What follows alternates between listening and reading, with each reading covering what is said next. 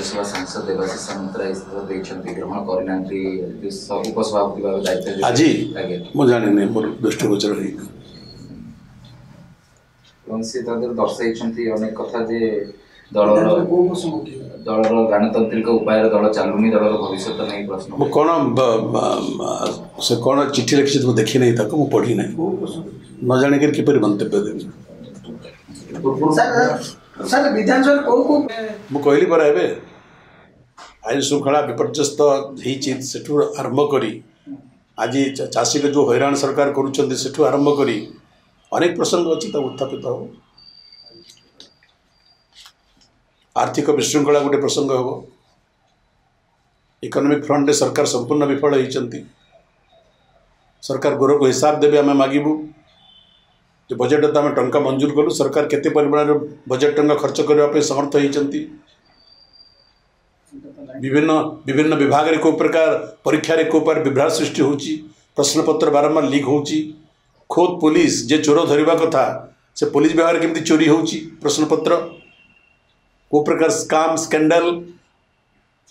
अभूतपूर्व केबे एटा शुणा नाला तेणु जी प्रसंग बर्तमान राज्य रही विधानसभा समय नहीं से जदिव मसे काल विधानसभा चलो एत प्रसंग आज सरकार सृष्टि करिसेंती सरकार अवहेलारू सरकार आंतरिकतार अभाव आज राज्य में एत समस्या सृष्टि होती 3 मास विधानसभा चलिए से सब आलोचना करहबनी आज बारंबार आम उठाऊँ ये राज्य में महिला माने सुरक्षित रुहंती महिला मानकर प्रतिदिन सम्मान हानि घटुची हजार जनसंख्या महिला निर्यातनार घटना रिपोर्ट होउची सरकार केवल विवृत्ति दौरान कौन सी कार्यानुष्ठान करने सरकार सामर्थ्य नहीं ये प्रश्न ज्वलंत समस्या राज्यर बजेट सरकार अतिरिक्त बजेट आणवे गत बजेट रे सरकार हिसाब दिंतु केते खर्च करिसेंती बजेट पारित होउची बजेट द्वारा गृहीत टंका को मंजूरी प्राप्त टंका खर्च कर सरकार सामर्थ्य नहीं दूरदृष्टि अभाव सरकार आउ कि सप्लीमेंटरी बजेट सरकार आणवे तो ये अनेक प्रसंग अच्छी जो प्रसंग उत्थापित हम आलोचना हम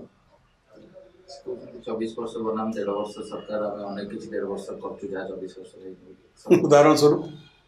नारी निर्यातना रिपोर्ट नियंतु तो 24 वर्ष केते 1.5 वर्ष केते आर्थिक अवस्था रिपोर्ट नियंतु आपण नीति आयोग रिपोर्ट देखंतु नीति आयोग स्वयं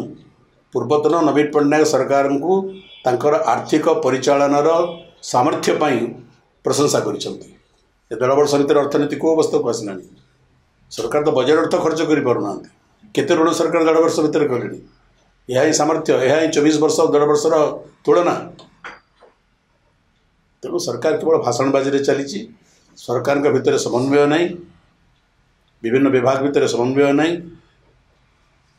सरकार बहुत विपज्जनक निष्पत्ति मान भी नौ आम शुणुचु सरकार हीराकुद डैम हीराकुद जलभंडार रे पर्यटन तथाकथित विकास पाई बड़ बड़ घरोई कंपनी मान को लीज सूत्र जमी देवे बड़ बड़ होटेल तैयारी करेंगे कहार स्वार्थ हीराकुद डैम सुरक्षा बाधाप्राप्त हे ना किपरि निष्पत्ति सरकार नौ आम जापर संपूर्ण दूरदृष्टिर अभाव सरकार